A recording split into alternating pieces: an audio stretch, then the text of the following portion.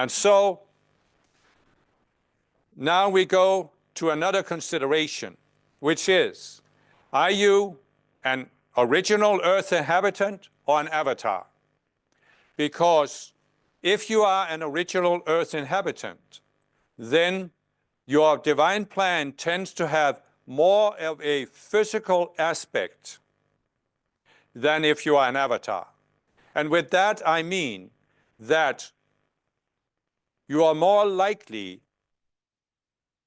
to have as part of your divine plan that you bring forth something physical on earth. It may be important for you as a way to do this, to meet certain people and to meet them at a certain time. This could be, for example, to start some business venture, to go into some form of education where you meet people with whom you might start a business, or you might go into a research field, or you might go into a practical field of building houses, designing houses, bringing forth some new invention in any field of life.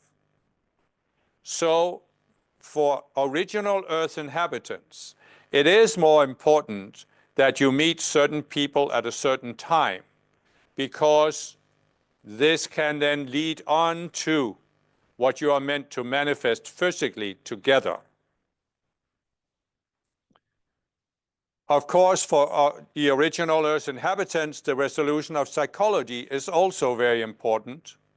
And therefore, even if you don't meet these people at precisely the right time, you can meet other people where you can also resolve your psychology.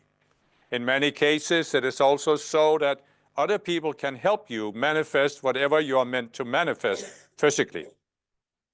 So we can say in general that for Earth inhabitants, it is more important to be at certain places at certain times. And it can happen that if you are not at the right place at the right time, you may miss a certain aspect of your divine plan. But there is always a backup plan. So again, even if you miss a specific aspect, there will be other aspects that you can still fulfill. So what I'm trying to convey here is that even for the original inhabitants, there is no such thing as a wasted embodiment. In fact, even for the people who have a very karmic divine plan, even if they rebel against their karma and refuse to fulfill the learning aspect of it, it still is not a wasted embodiment.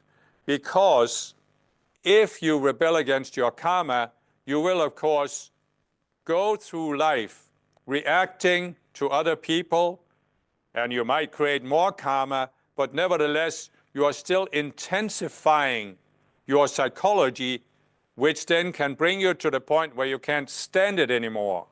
And that can also bring about learning. In other words, the more karma you have, the more you are obviously in the school of hard knocks. So even if you spend an entire lifetime just making the knocks harder and harder, in the long run, that can still lead to growth.